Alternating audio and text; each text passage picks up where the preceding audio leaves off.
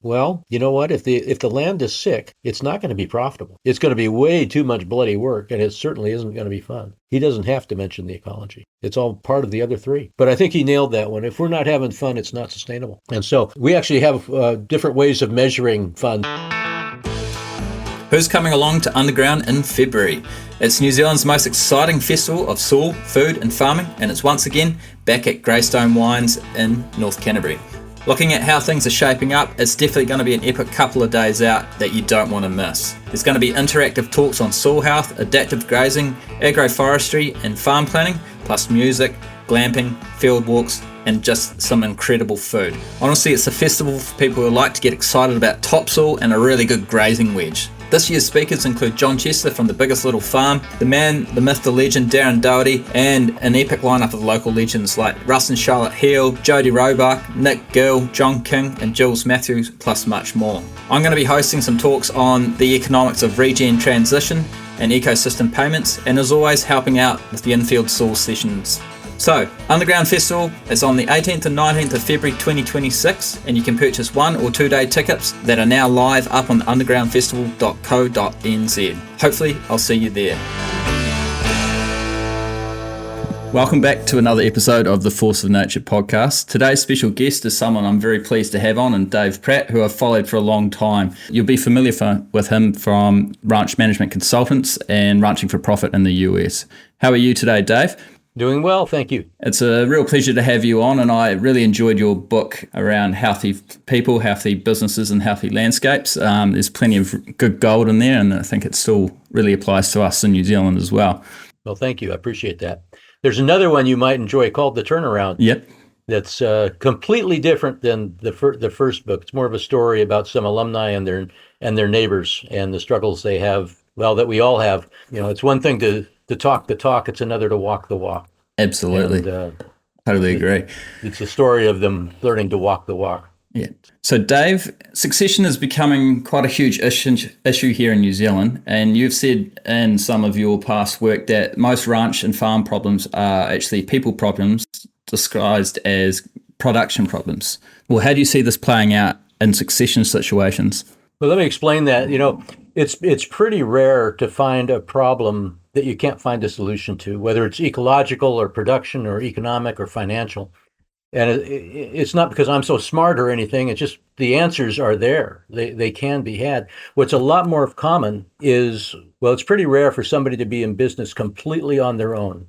At the very least, there's a spouse or a partner or a supplier, or most of us have more dependencies and more partnerships than we realize we have. So it's one thing to be able to see a solution or somebody come up with an answer, but it's a whole nother thing for people to be able to agree on that answer. You know, change is, well, I heard it said the other day that change isn't hard. It's only resistance to change that's hard. But be that as it may, it's hard to get people on the same page. Let me give you a little more background to this. The real problem, you've probably heard the expression that if you always do what you've always done, you'll always get what you always got. It's not true. And it's not true because the situation has changed. You know, land prices have outpaced cattle prices over the last 20 to 30 years by, at least in the United States, about 5 to 1. Land prices have gone up 5 times faster.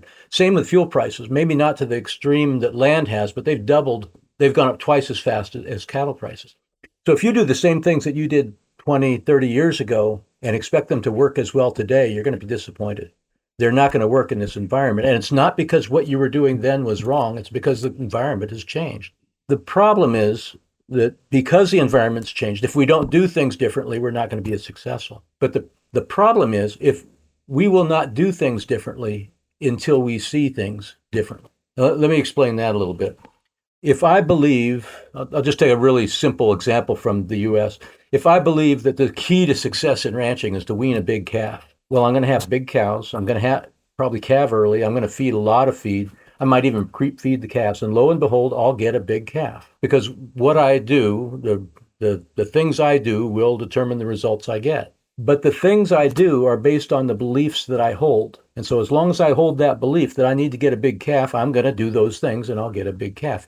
It's not until I change my beliefs that I'll change my actions and I'll get a different result. So really, instead of if you always do what you've always done, you'll always get what you always got. What it ought to say is if I always think what I always thought, I'll always do what I've always done, and I'll probably lose my shirt. So this all boils down to changing the way we think. And with succession, some of the most commonly held paradigms among one generation are not the same paradigms held by the next generation. And this is where the conflict starts. So we start talking about what people want to do or what they think they ought to do, if they'll talk about this at all, without understanding the why behind the what. Why do you think that? I'll give you some examples of this. I don't believe that parents owe their kids a job.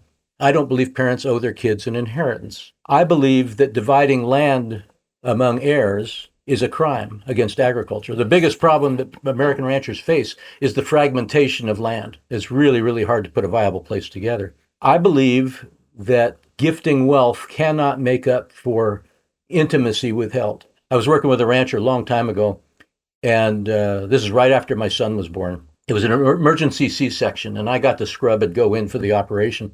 And, you're supposed to be supporting your wife and, telling her to breathe like they don't already know that. Breathe, honey. In the meantime, they're cutting, they're slicing her open and they're lifting out my son. So it's like, hang on to that thought, Kathy. I got to watch this. And here they lift out Jack, and it's just an amazing, amazing thing to witness. And I was describing that to this rancher as we were having lunch, and he started to cry. And he got in my face, and it wasn't tears related to my story. It was tears from the pain of his own experience. And he got in my face and he said, "Don't you ever do what I did." What was that? What did you do? "I've worked so hard and so long to build this business for my kids that now they want no part of it." And then he said, "And they want no part of me." I don't believe, our paradigms are based on our experiences, the things we learned, and most of them are subconsciously held beliefs. But I'll tell you what, that was one that wasn't subconscious. That was a slap in the face that you cannot make up for time and intimacy withheld with an inheritance. I believe that we need to be able to discuss these things with the people who are going to be involved in our succession planning, to know what their beliefs are, and for them to understand what ours are. And only then can we work out something that's going to work for everyone. I do a course here in the U.S. on succession and estate planning. Estate planning being the transfer of assets, who's going to own what, succession planning being who's going to run what. The two need to be compatible with one another, but they are distinct things. And the very first thing, and we have families that attend these things, so there's people from multiple generations attending. And half of the workshop is not working with their family, working with other people, and then the other half is working together. Once I get people starting to work together, the very first thing I have them do is identify what their paradigms about succession and estate planning are. Not to justify them, but try to explain, why do you think you believe what you believe? Don't have to justify it. I just want to know where it came from. And then have other family members share with one another what their beliefs are and how they differ. And not to have that argument, just to explain to one another what it is you believe and why you believe it. And I can't tell you how that really greases the skids to get the process going. I think the biggest problem we have about these most difficult issues that we'll ever encounter, because this is one of those, is that no one ever taught us how to talk to one another. And that's one of the things we do at this thing. We teach people how to listen and how to talk to one another. Two of these, one of those. They're very useful. And I like a lot of what you've just said there is very poignant in what's happening here in New Zealand at the moment. Over the next 10 years, we've got $60 billion worth of assets in farming that are going to be going through the succession process. And my experience is that the communication between, I guess, children and the current parents isn't all that great, and the expectations aren't clear on what both sides want. And it's a great starting point to get clear on what their own thoughts are and what they are thinking going into succession before even... Let me butt in right there on you. You just nailed one of the keys to the whole thing. Yeah. That their expectations aren't in line. And that's, I think that's a huge problem. We use the word expectations so casually, but expectations always lead to disappointment, always. Son, I expect you to clean up your room. I expect this room to be clean when I get home. You think it's going to be clean? As opposed to, son, this room's a mess. I need an agreement with you that this room will be clean. And if it's not, here are the consequences. Now, the room may not be clean when you get home, but there will be consequences. And so the next time you have that conversation, son, remember last time when we had an agreement and you broke it? When you do that, I lose trust in you. Someday you're going to want to drive the car. If I can't trust you, you're not going to be able to drive the friggin' car. I want to be able to trust you. And next time you make that agreement, it's going to be kept. There's a huge difference between expectations and agreements. And with these hugely consequential issues like succession and estate planning, we can't rely on expectations. We need to turn these expectations into agreements. Anyway, I'm sorry for interrupting, but that word is just fingernails on the chalkboard to me. Expectations, they don't work. We need agreements. I wholeheartedly agree, and I'm happy that you actually pulled that out of there, because the expectation is always setting everyone up to fail, and the ones where it hasn't been successful and people have gone home and then ended up leaving is because they had a different expectation from what they thought, or what wasn't clear what their parents wanted either. So it is a really important thing, and I think for anyone listening to this is, what are your expectations around succession, and are they actually true? Have you had the conversation so you don't know where you actually stand? I think before we get into this a bit further, Dave, can you give everyone a bit of the background on who you are and how you've got to where you are today? Sure. I grew up in a small place in Sonoma County, California. That's on the about 20 miles inland from on the California coast, north of San Francisco by maybe 60 miles. My dad left when I was 6 years old. The University of California farm advisor in our area. Farm advisors in California, that's the name that is given to the county agents or the extension service folks in California. Half the job in California, unlike a lot of other states in the U.S., half the job of a farm advisor is research and half is teaching. The local livestock guy looked at my mom's situation with these two little kids all on her own, and I think felt sorry for us and took us under his wing, and he set me up with some sheep and my sister up raising dairy replacement heifers for local producers. I learned to shear. I'm severely dyslexic. I didn't learn how to read until I was in the 8th grade, and even I have to concentrate even today so hard on the words on the page that my reading comprehension is extremely low, but my listening comprehension is pretty high. I'll tell you what, audible.com, amazing stuff. So anyway, I struggled in school. So I started shearing, knowing I'd never go to college. I started shearing sheep and fighting fire. I was on hot shot crews with the U.S. Forest Service. After several years of that, I thought this could be hard by the time I'm 40 or 50. Maybe I need to go back to school and give it another try. And through a circuitous route, I got into UC Davis, and all I had to do is maintain a D average to stay in, because I was in on their disabilities quota because of dyslexia. And I actually did fairly well because I took anything that looked hard, pass, fail. Biochemistry looked hard, so I didn't take it. And which means I wanted to major in animal science, but you had to take biochemistry for that. So I took range management instead. And there's no biochemistry needed there. So that was a good decision on my part. My professors talked about these two heretics from Africa, Alan Savory and Stan Parsons. And they said that they were talking about moving cows around in circles, and that was nuts. And of course, if that's what they really had been talking about, that would have been nuts. But when somebody in a position of authority tells somebody young and kind of a contrarian by nature that they ought not do something, that becomes the thing that you want to do. So when they said that, don't go listen to Savory or Parsons, I went to go listen to them. And I never heard them once talk about moving cows around in circles. They talked about ecology and economics and people and animal science as though they weren't four different things, as though there was one thing. And Savory called that holism. Since then, it was shortly after that, I started looking at the words ecology and economics. And both have roots. The core word of econ, or in ecology, ecos, comes from the Greek word of okios, which means home. They both mean home. And I might get this backwards, but the ology means the study of, and onomics in Greek means the management of. So ecology is the study of home, and economics is the management of home. They're essentially the same things, just from two slightly different perspectives. But both, the term Savory used for that was holism, and the term Stan used was economics. Well, Alan brought the ecology side of the partnership, but Stan brought the animal science and economics side of the partnership, and unfortunately, neither one brought any people skills to the arrangement. And the partnership kind of exploded, and they went on their own ways. And Savory started the holistic management program, and Stan started ranching for profit. And I went to the holistic management school after I'd always wanted to get a job. I wanted to be the livestock farm advisor somewhere in Northern California for the University of California because they had such a huge impact on me and my family. I just thought it'd be so cool to be able to have that impact on the lives of other people.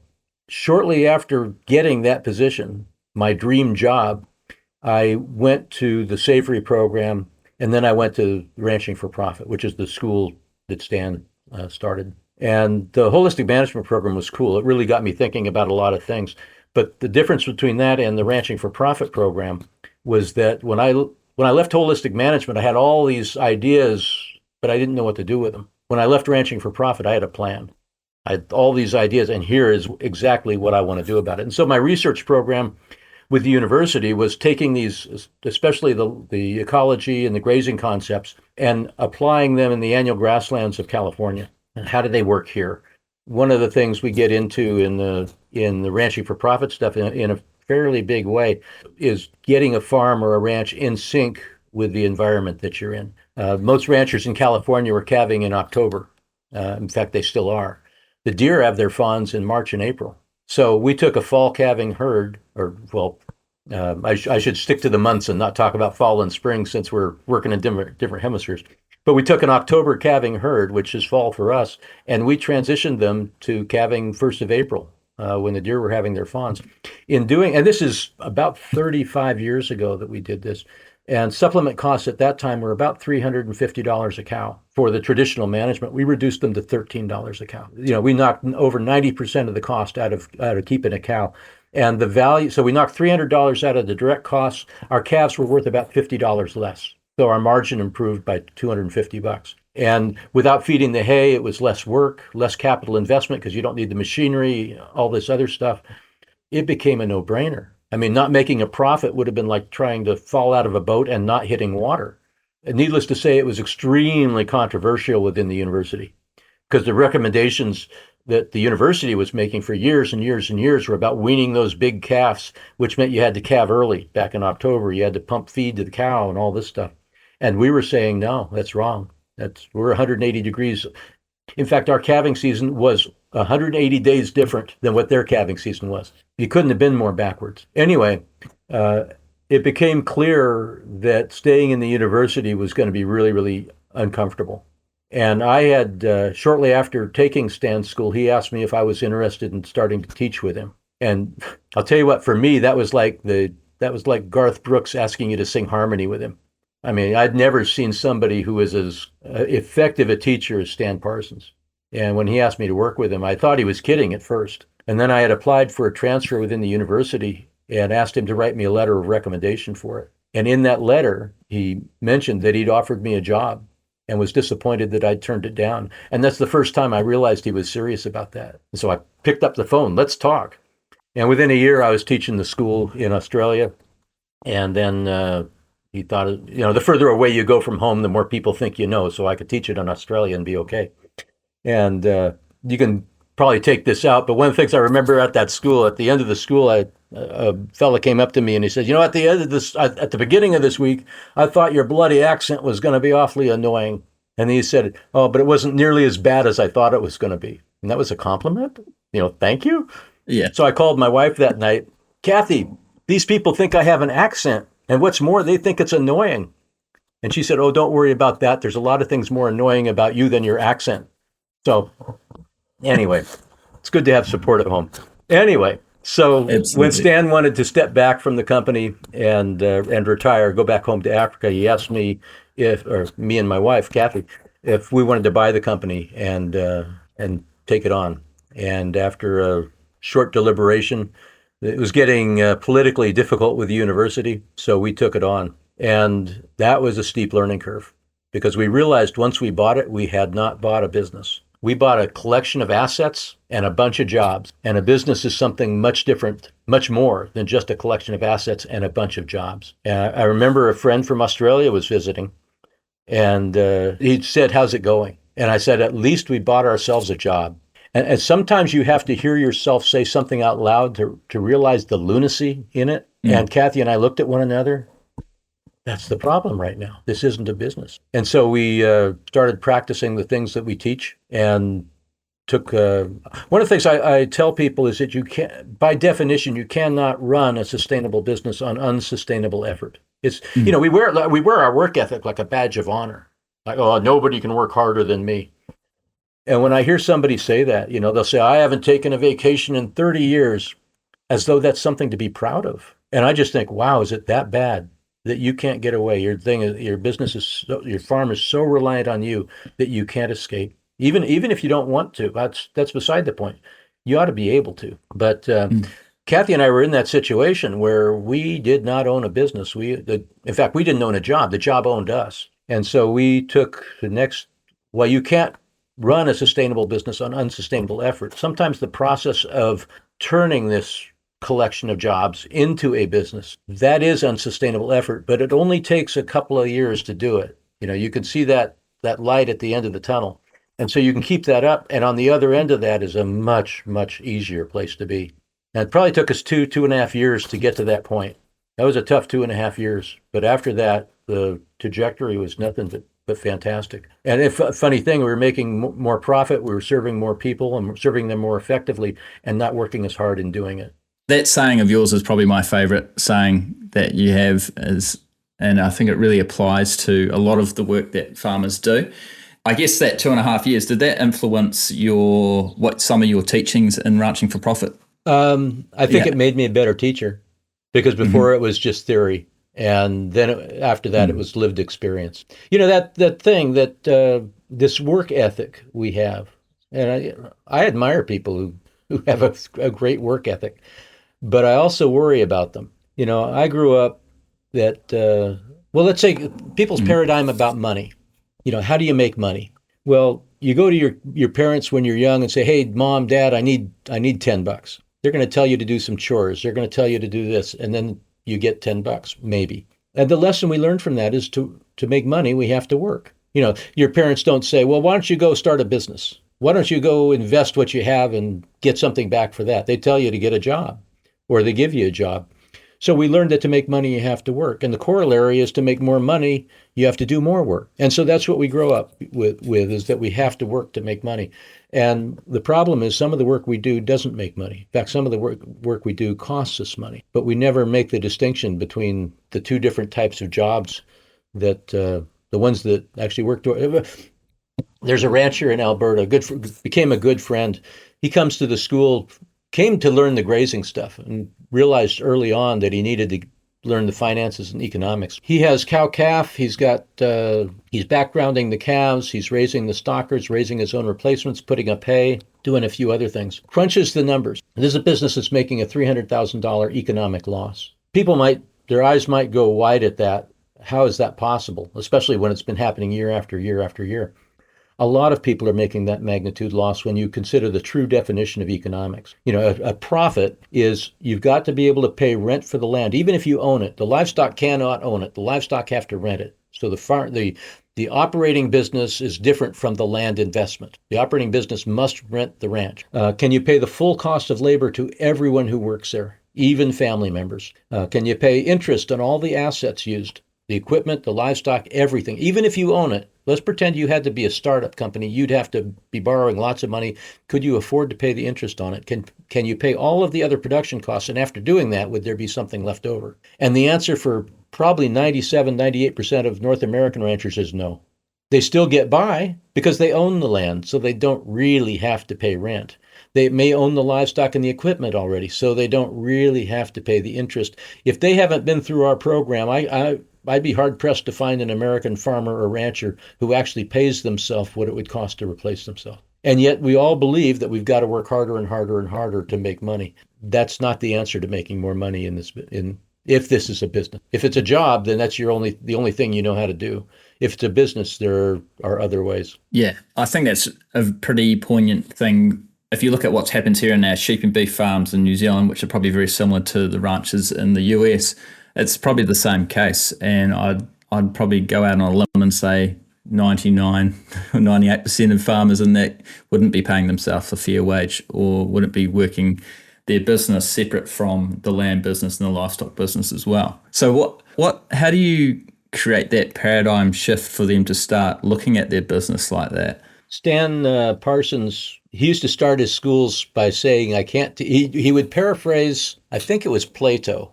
It might have been Aristotle, but I think it was Plato. He said, who said, truth cannot be taught. It has to be discovered. And so Stan would paraphrase that by saying, and I thought he was looking right at me when he said this, I can't teach you anything. And I thought, how'd he know? But what he was saying is, I can only create an opportunity for you to learn. You've got to come the rest of the way. And he would teach by asking questions, not by giving answers, and requiring you to think about these things.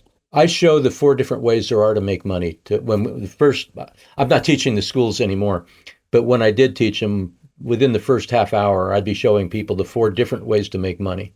This is from Robert Kiyosaki in his book, Cash Flow Quadrant. There are 4 quadrants, 4 different ways that you can create cash flow. One is from working. Right? You have a job, you're an employee, you trade your money or your labor for a paycheck. The second one is to be self-employed. This is where you own your job. It's been said you own your job and you work for a lunatic, right? Because nobody holds you accountable. You work on the things that you like to do and the things you're good at. And sometimes those aren't the things that need to be done. So this is where you own your job and you're still doing physical work to make money. The third one is to be a business owner, in which case you're employing somebody to do that physical work. You're giving them a paycheck, but you get the profit. And the last one is to be an investor. And this is the person who provides the capital to get that business going in exchange for a return on their money. Now, if you look at the employee and self-employed person, on both of those cases, you're working for your money. If you're the business owner or the investor, you could say your money's working for you, but there's more to it than just that. If you want to identify somebody who's on that employee self-employed side, just ask them what they want. And they'll almost always start by telling you what they don't want. Well, I don't want debt. I don't want weeds. I don't want to be working so bloody hard. They'll tell you what they don't want. If you ask a business owner or an investor what they want, they'll tell you. Oh man, I'm trying to create this. I want to get there and I want to have this and I want to create this thing and I want to be able to serve these people by doing this. And there'll be an excitement in that. And if you think about trying to avoid the things you don't want. And I don't want to overstate this, but if you're trying to stay away from bad things, your motivation is really fear. Trying to keep yourself out of dangerous situations. On the other side of that, your motivation is a dream. I want to create this. Our mission statement was simple. It was healthy land, happy families, and profitable businesses. And that was on the outside of our door. And when I'd walk to work each day, I'd think, I get to do that. I get to do that. That's what we're trying to create. And that's a big difference between owning a job and owning your business. And I think by challenging people with examples like that, and then one of the tests I like to give people, if you sold your ranch, would you be selling a business? Or would you just be selling a collection of assets? Because most people would just be selling a collection of assets. Does your farm exist? Who does your farm exist to serve? You or a customer? Because if it's business, the customer is going to come first. You can only serve yourself through service to others if it's a business. Is it profitable? If it's not profitable, it's not a business, it's a hobby. And there's nothing wrong with a hobby. It's just it's an awfully expensive hobby. So, there's a little bit of in-your-face challenge, and there's a lot of throw out the question and then stand back and give people time to reflect and ruminate. I think starting with the paradigms is a big deal too. Is just, if you look at what the Extension Service in the United States does anyway, they focus on behavior. They try to get you to change the way you do things to get different results. We don't start with that. We start with, what are your beliefs? Going back to this point we made earlier, that your beliefs dictate your actions dictate your results. You will not do things differently until you see things differently. So we try to get you to look at things differently. In fact, when I first taught the school, the first time you do anything, you're not going to be terrific. You're unlikely to be terrific. First time I taught the school, Stan took me aside one evening in I guess you could politely say it was a debriefing. It felt more like an undressing. He said something to the effect of, do you even know what this school is for? And I came up with something, well, sure, it's to give people the tools to improve their land and their profitability. And he just shook his head and said, no, you still don't get it, Dave. This school has one purpose. It's to change the way people think. And at the time I thought, come on, it has to be bigger than that. But I've come to realize, didn't take long to realize, there's nothing bigger than that. Because until you change the way you see things, you'll continue to do things the way you've done things, and you'll get either, if not the same results, the results will start getting worse. It all starts with the way you see things. Starts with those paradigms. Yeah, I definitely agree on that. And I've been having conversations with a new business partner, and we keep talking about how we can change like these little practices around the farm, but we're not ultimately shifting the dial. And like you say, things actually aren't going to change in the outcomes there. It's actually being able to crack that mind to be able to see their farm system in a different way that then creates all these opportunities for them in their business. Without doing that, we're not actually creating the outcomes that we're trying to achieve for the farmer and I guess the industry and our landscapes that we work within. So I think that is such a poignant thing here. I'm not sure if you teach on this, but there's a kind of what I would call a fallacy here in New Zealand where more production equals more profit. And you've probably heard of this before, but it's not true in my regards. But how do you create the opportunity for the farmer to see their business in a different way, to realize that chasing that never-ending production isn't actually going to make them more profit? There's no substitute for having them actually crunch the numbers. We might get into this later, but just in case, one of the things we talk about is the difference between working in your business and working on your business. This is a concept that comes from Michael Gerber in what might be the best book ever written about building and running a small business, and that's the E-Myth Revisited. He talks about working in your business, or what we call WITB, W-I-T-B, working in the business, versus WOTB, W-O-T-B, working on the business. And we explain it this way. In the I don't know what the statistics would be for New Zealand. I assume they'd be similar. But in the U.S., according to the U.S. Small Business Administration, 96% of all new startup companies fail by their 10th year. Only 4% survive. On the other hand, there's one kind of company that after 10 years has a 97% survival rate. And that's a franchise business. Now, why would a franchise business be so much more successful than the rest of us trying to do this all on our own? Well, let me give you this. What's the most famous franchise worldwide of all? I'd say McDonald's, which is actually a real estate company. Those golden arches, right? And McDonald's succeeds because they make the very best hamburgers in the world, right? Anybody can make a better hamburger than McDonald's, right? So why does McDonald's succeed? I know. It's because they only hire the best and the brightest, right? No. How many farmers have you heard say, I just can't find good help? All the time. Well, McDonald's knows you can't find good help either. So they've created systems in which you don't need good help. Even, ordinary people with learning disabilities can be successful in McDonald's system. So McDonald's doesn't succeed because they have the very best hamburgers. They don't succeed because they have the very best help. They succeed because they have systems. Now, the systems are for dipping the fries and flipping the burgers and running the cash register and opening the door and closing the door and hiring people and disciplining people and all that stuff. They have systems for all that stuff. That's all working in the business. They have systems for working in the business, the WITB work. The systems themselves were created by working on the business. The WETB is the stuff that enabled them to create a business that was actually successful. And you might think these systems are crazy. I mean, who would do this kind of stuff on a farm or a ranch? And this is digressing from where I thought we were going to go. But let me tell you just a little personal story about my sister's farm. She's got 10 irrigated acres. It's not a big deal. But she raises Jacob sheep. She sells, she's also a spinner and a weaver. She does spinning and weaving classes. And if anybody wants to look this up and see pictures of her amazing farm, meridianjacobs.com, MERIDAN Jacobs.com. My sister fell off a ladder from a height of 12 feet it'd be 6 years ago now, fell on a concrete slab on her head.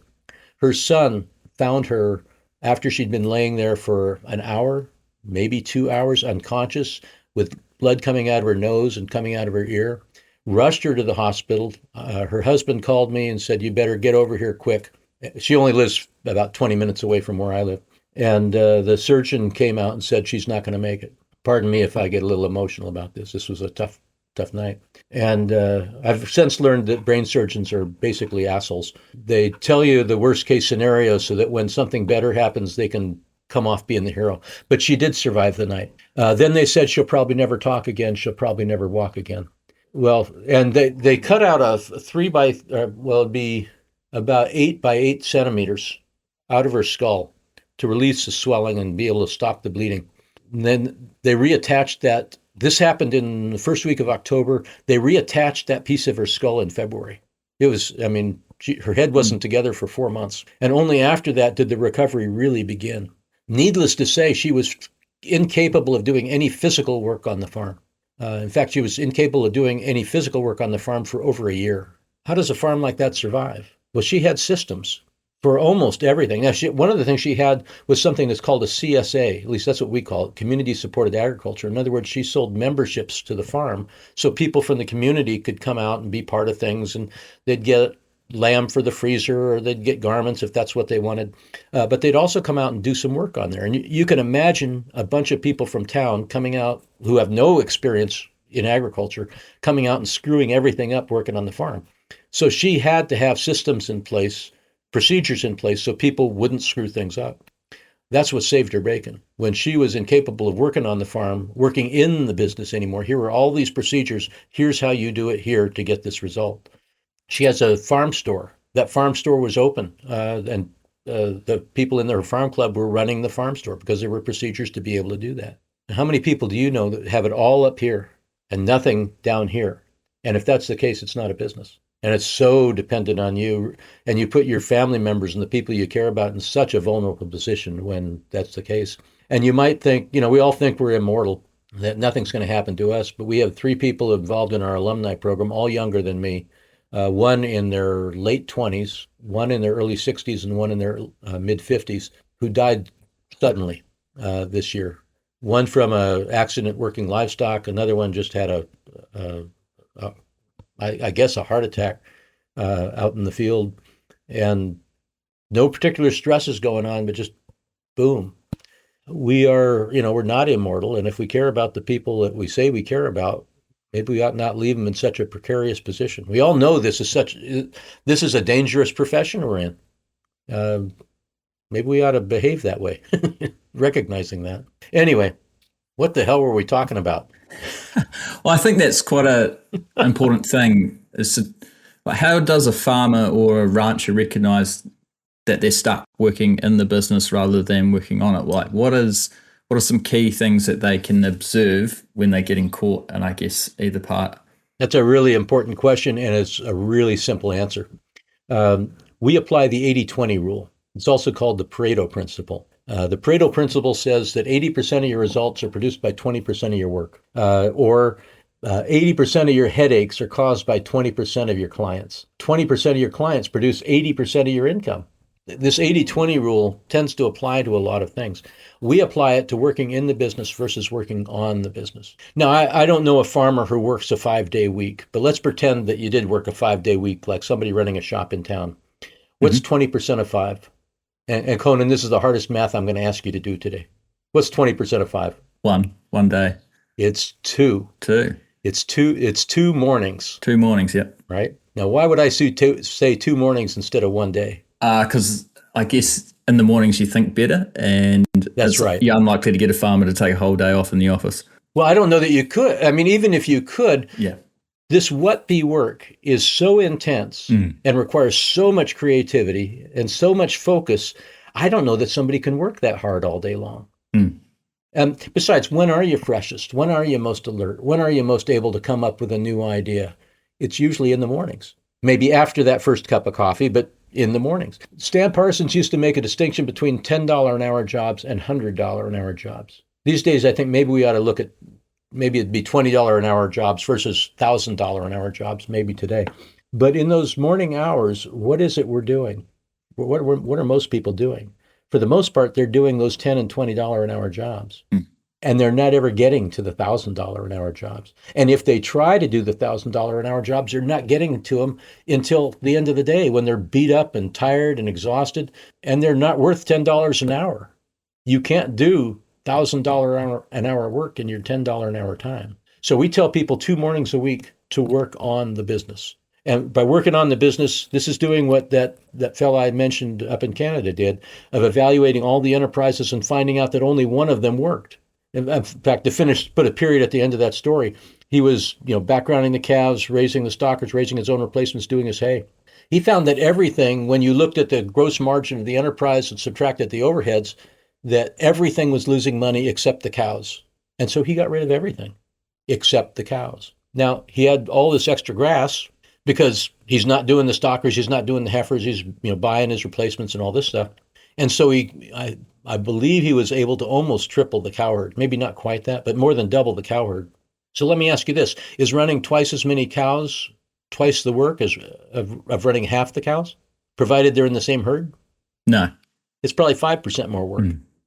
So 5% more work on the cows, but he's not putting up hay, he's not raising the stockers, he's not backgrounding the calves, he's not raising his replacements. And tell me where those calving problems are going to be? Oh yeah, with those replacements. He's not doing any of that stuff. So he's dramatically increased his profitability. In fact, he went from a $300,000 loss to a $500,000 profit within 2 years. And he's not working as hard. I have a little video of him talking about this. And he says that when he first went to the school, he thought, he knew as soon as I come back to the ranch, I'll never be able to get away because it's 24/7, 365. And even if I could get away, I'll never have any money to get away. Mm-hmm. Well, I shot the video on my back porch when he and his wife were on a 6-week vacation to California. And they take at least a month vacation every year. What I find an interesting part of the story, I know his folks. Well, his folks grew up with a different paradigm about ranching, that it is 24/7, 365, and you can never get away and all these things. They're very uncomfortable when he leaves the farm for a month. Are you sure it's going to be okay? It's a different paradigm.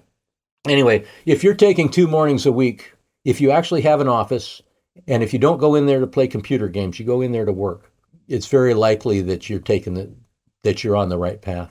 Fortunately, most of us never learn how to work on the business. Mm-hmm. It's more than just sitting in an office and it's writing out checks, paying the bills. That's not working on the business. That's working in the business. Working on the business is evaluating what's working and what's not working and figuring out what you're going to do about it, projecting different scenarios, playing some what-if games. There's no shortage of things that we need to do to work on the business, but none of it happens without those 2 mornings a week. Totally. With quite a lot of, farming businesses being family or a collection of family members, is that a role that you see one person takes, or do you think it's a role that multiple people in the business can be involved in to, get those creative juices flowing and different ideas? Yes, that's one of those it depends answers. Yeah, right. Yeah. If my brother is essentially the hired hand and a laborer who's fixing fence and feeding cattle and not involved in any management at all, then they don't need to work on the business. Mm. If you've got any management responsibility at all, and New Zealand may be different. The word management on an American ranch, we call a ranch manager a manager, but most of them aren't. Mm-hmm. At very best, they're foremen. A manager is making plans, executing, getting approval on those plans, or having to modify them if they don't get approved, reporting to ownership, coordinating the team, delivering results, and planning, executing the plans, and adjusting those plans as we go. And most of the people we call managers in the U.S., I don't see them doing any planning at all, whether it's grazing planning or financial planning, economic planning, any of that stuff. But if you have any real management responsibilities, you're going to have to spend some time working on the business. Some of that work is done together, and some is done separately. Mm-hmm. For example, let's say, in any business, one of the things this might be an outdated example, but one of the examples I used to use is that ranchers and farmers have every problem that IBM has. They have to produce a product, and so does IBM. IBM has to sell their product, and so do you. You have to manage your money from those sales, and so do they. IBM has a whole department devoted to human resources. And, that's where the difference is. We don't have to do with that because it's all family members, right?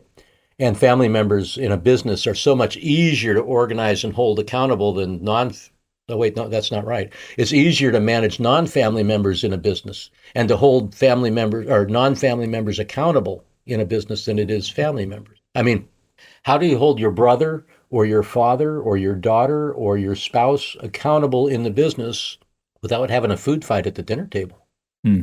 I mean, if you can pull that off, you've got a good business. But we have to learn how to do that. And hang on, I should point out that this is not whiskey, it's tea.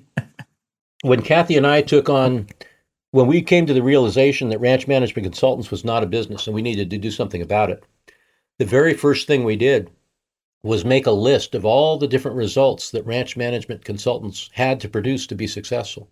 We put each result on a Post-it. Now, these results are something we call effectiveness areas, right? So one would be, well, for a ranch, it might be pregnant cows. It might be live calves born. It might be live calves weaned. Those might be different results that a ranch needs to produce to be successful. Accounts payable, accounts receivable, employee accountability, all these different things. I don't remember exactly because it was 30 years ago now, but there were over 100 different results that we put on these Post-its.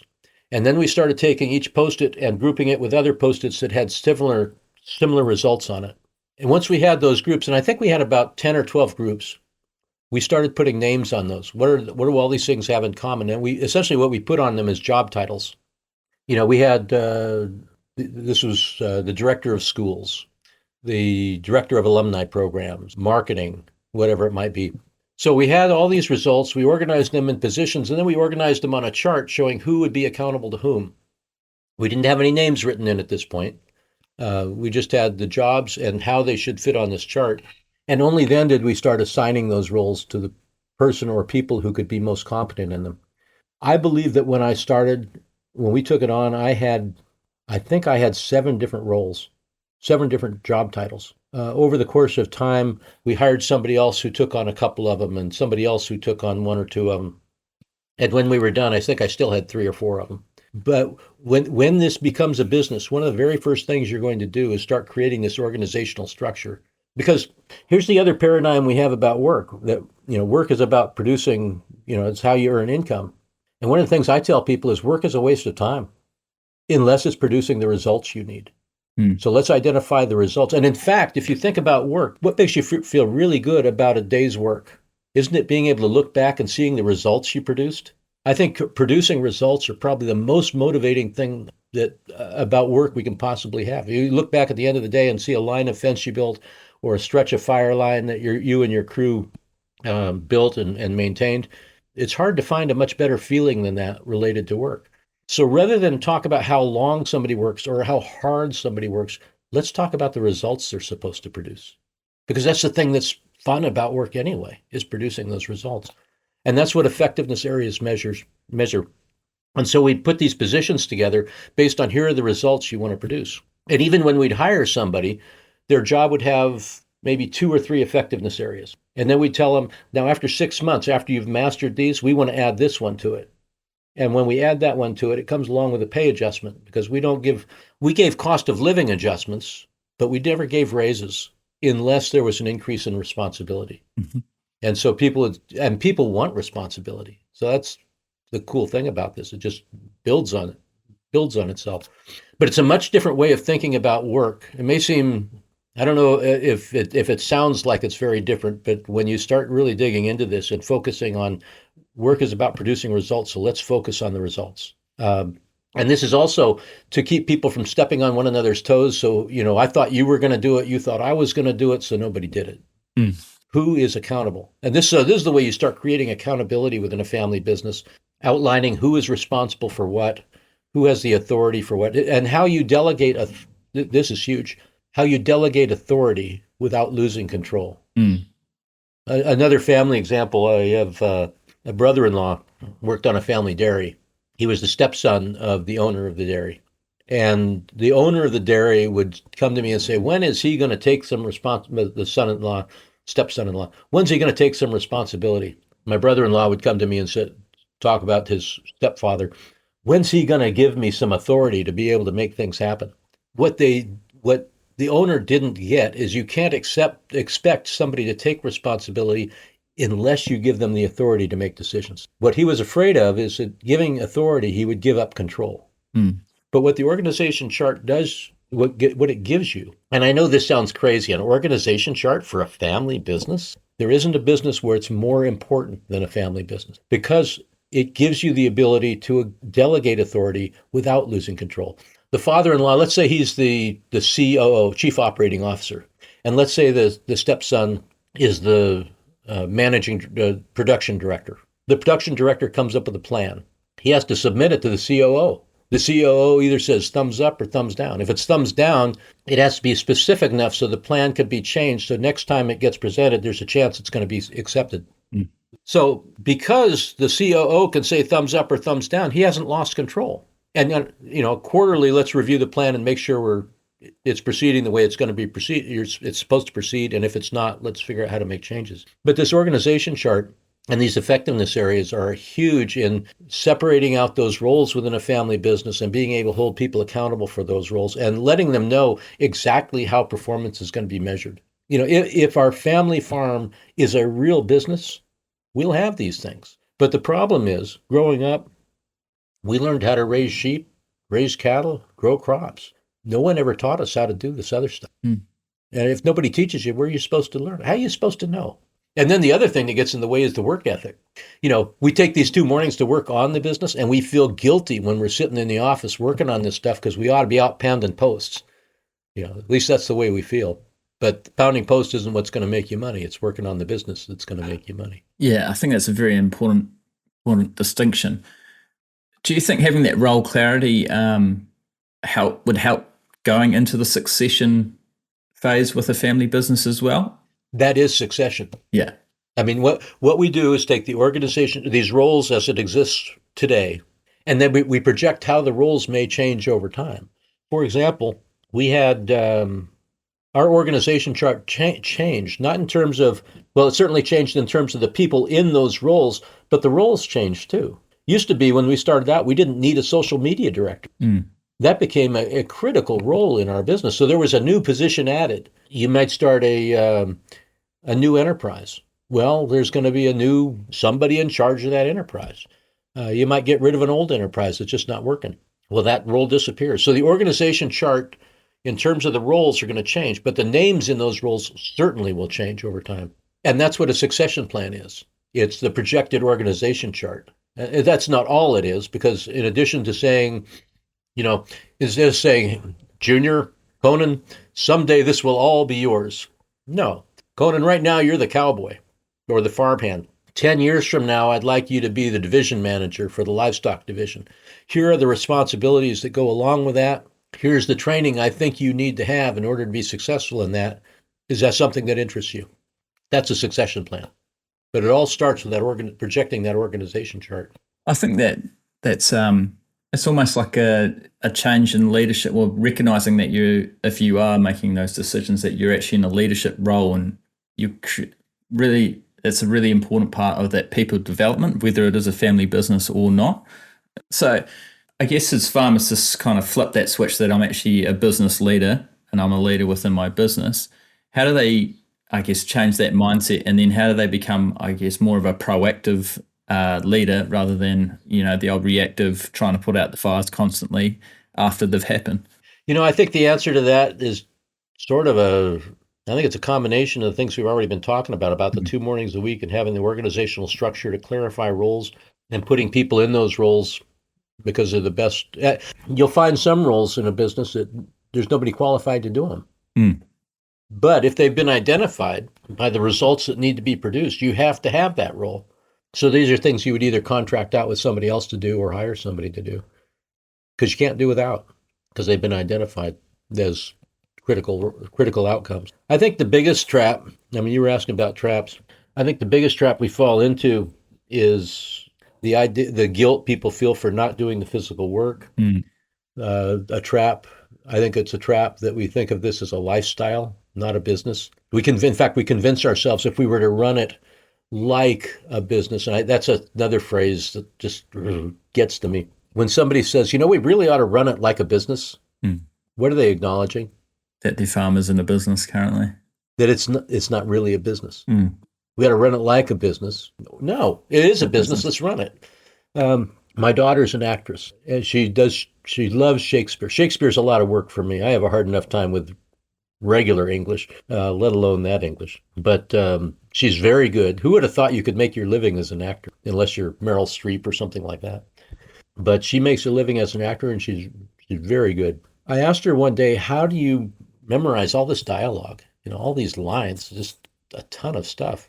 And she says that the word acting is a bit of a misnomer. that she's not, when she's on stage, she's not really acting. She's not pretending she's a character. She's becoming that character. And she says in a well-written script, it's what the character would just automatically say anyway. And so if you are that person, yeah, you still have to remember your lines and all that. But it's so much easier when it's just the natural thing that you would say as that character. And I think that has a lot to do with farming and ranching, that we can either pretend, we can act as though it's a business. But if it is a business, we don't have to act. We'll step up and do the right thing. So that's another trap of thinking we should act as though it's a business, or talking ourselves out of it, saying that if we did that, it would somehow detract from our lifestyle. Mm. And I think that's an excuse that no one ever showed us how to do it, and so we're afraid of it. We don't know how to do it, so it's too hard. It would detract from the lifestyle, so we shouldn't even bother trying. But we build it into this thing that's scarier and more difficult than it really is. I think there's another trap. Maybe it's not so much a trap, but it's an important distinction people need to make, that not all money is created equal. There's a difference between economics and finance. Economics is the question of, is this thing profitable? Finance is the question of, can I afford to do it? Well, I'll give you an example. Here's a $100,000 investment, and at the end of the year, it'll produce $200,000, right? Is that a profitable thing to do? Yes.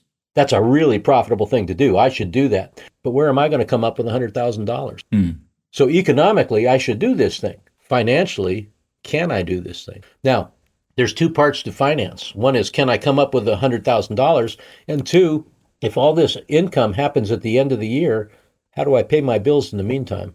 How does the cash flow? So economics is, should I do this thing? Finance is, can I do this thing? Now, let's say I come up with $100,000. Well, which should come first, the economics or the finance? I think you should understand the economics and then work back and see, do the finances allow you to make those decisions? Let's see if that's a good idea. I'm trying to find a pen that comes apart here. Here's one. All right. So let's say we start with $100,000, right? And at the end of the year, we've turned it into $10,000. We've lost 90 of it. Mm-hmm.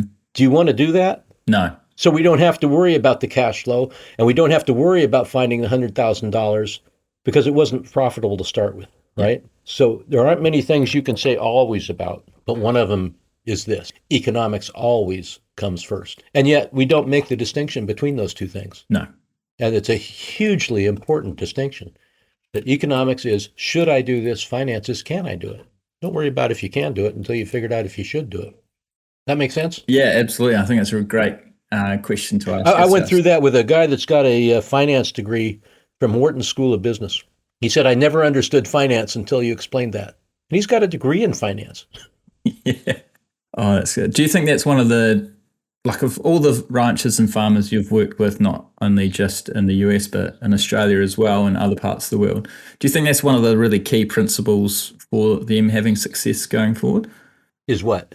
Is understanding the distinction between economics and finance? Yeah, and how that applies to their business. I think recognizing that the two are separate things is important. Mm-hmm. I mean, it's like succession and estate planning. They're related, but they're also independent things. Yeah.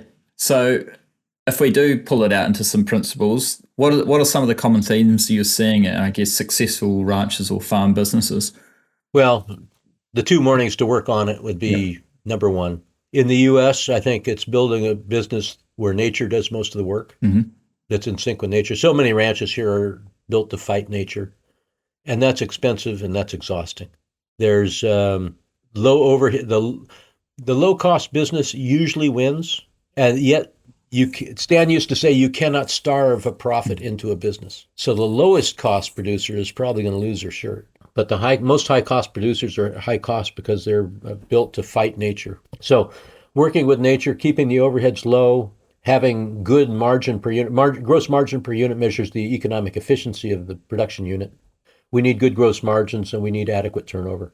One principle, this is kind of anti-principle. A lot of people think there's kind of a Jeffersonian image of a small farm being this ideal in the U.S. I don't get it. There's a lot of people working at a limited scale, and I think they're working at a limited scale because they're afraid of the work that comes with running at a larger scale. What they don't get is if they're running at a larger scale, they won't be the ones doing the work. They'll be employing somebody to do the work, and that frees them up to really work on the business, not just in it. In fact, when you are the one, it is really, really. In fact, I find the single biggest challenge that people who came through the Ranching for Profit school faced was when they were sole proprietors, is finding the time, making the time to those 2 mornings a week to work on the business, because it's so seductive to get out there and set posts and do all that other stuff. But we have to have adequate turnover. We need to keep the margins good. We need to keep the overheads low. The only way to do that is to build a business that's in sync with nature. The only way to do that is to have those 2 mornings a week to work on it, not just in it. There's another thought that came to mind. There's something called the asset ladder that especially startup businesses ought to know about. I think we have a lot of paradigms about debt and where to put our money. A lot of young people in agriculture want to have this image of owning land. Land is the worst place you could possibly put your money when you're starting out, because land doesn't generate income. You need to put your money in things that generates income. Land is a great place to store your wealth, but a lousy place to create wealth, especially for those people who are starting out or within their first 10 years or so. There's probably some other things too, but those are the first ones that come to mind. No, I think they're both very important, especially that second one for people just starting out. For a farmer or a rancher who's listening to this, what do you think is one question they really need to ask themselves, particularly if they own a business? Am I having fun? Yeah. I like the way Joel Salatin defines profit. Joel Salatin's written several books. He's a farmer back in Virginia. This, I'll probably get it wrong, but the quote goes something like this: if our farms aren't fun, if they're too much work, and if they aren't profitable, our kids aren't going to want them. And then he says this, he says romancing, I love this, romancing the next generation is the ultimate test of sustainability. I love that. I think he got that perfect. Yeah. To use an American sports phrase, he hit a home run with that.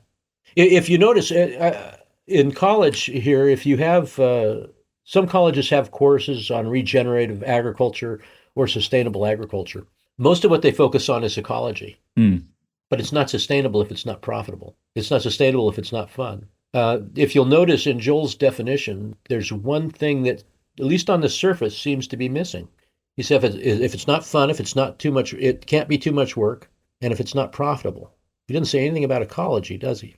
No. Well, you know what? If the land is sick, it's not going to be profitable. It's going to be way too much bloody work, and it certainly isn't going to be fun. He doesn't have to mention the ecology. It's all part of the other three. But I think he nailed that one. If we're not having fun, it's not sustainable. And so we actually have different ways of measuring fun. Sometimes it's not sometimes it's easier to measure the absence of fun. You know, to put a stress score. You can measure anything. And it might be a little bit subjective, but we ask, one of the questions I'll ask people is, how much stress are you feeling today? On a scale of 1 to 10. And it may be subjective, but at least it gets you thinking, to be able to quantify it in some way.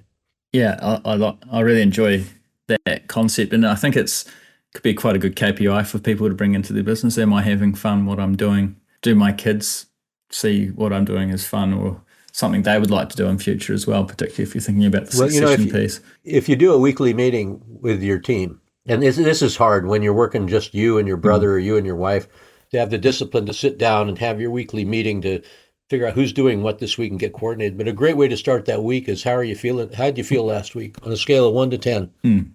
How good a week did you have just personally? Related, not personally at home and all that, but related to the business. How did it feel to be working here? Did you feel good about it? Did you feel crappy about it? On a scale of 1 to 10, with 10 being great and 1 being awful, how you feel? And if you're below a 7, should we talk about that today? Maybe it's time to figure out how we can knock this up a little bit. Yeah, I think that's a simple thing to bring into everyone's businesses, really. So to wrap up, I normally ask everyone this one kind of question, which is, what is a force of nature to you? One thing that never is far from my thinking is that, and I can't think of the guy that wrote this, but I read it somewhere and it always resonated with me. And he said, nature bats last. And I think that's something useful to consider, is that nature bats last. And it reinforces this idea that we ought to be working with the environment we're in, not against it. I love that.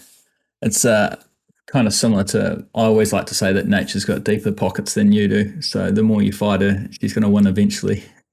Yeah. don't get into an arms race. No. Well, thank you very much for coming on today, Dave. I've really appreciated it. There's some great depth and hard thinking questions, I think, for a lot of people listening to this. If someone wants to connect with you or learn more about what you've done, what's the best way to go about that? Well, the company is still going strong. I sold Ranching for Profit to one of my instructors several years ago.